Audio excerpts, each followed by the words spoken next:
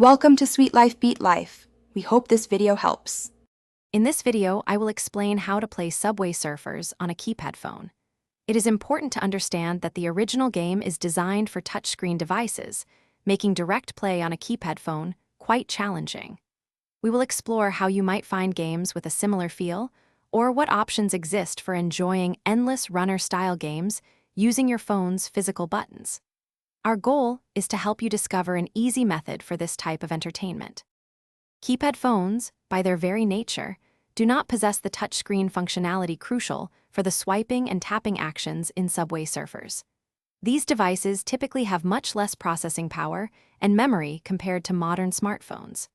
The original game is built for advanced operating systems like Android or iOS, which are not found on traditional keypad phones. Understanding these limitations is the first step toward finding suitable alternatives. Since the original game is not directly compatible, your best approach is to seek out alternative games. Many older keypad phones support Java applications, so you can search for Java-based endless runner games. These games are specifically designed to be controlled using physical buttons.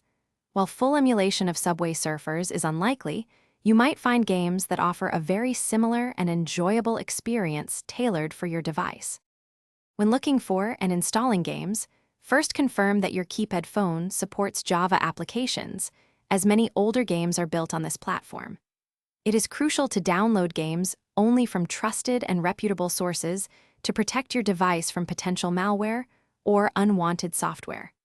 Finally, always review the game's control scheme to ensure it aligns well with your phone's physical buttons for the best possible gameplay experience. Thanks for watching. Consider subscribing if we helped you.